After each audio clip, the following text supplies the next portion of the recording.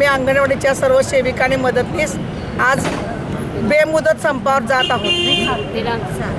दिनांक 5/1/2014 6/1/2014 मला मानधनात वाढ झाली पाहिजे आणि पेन्शन लागू झाली पाहिजे।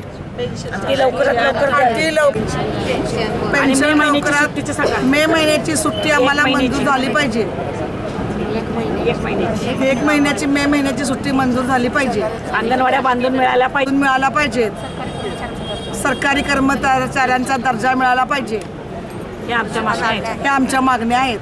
या मागण्या मान्य नाही केल्या तर आम्ही थाळीनाद मोर्चाला तयार राहणार आहोत बेमुदत।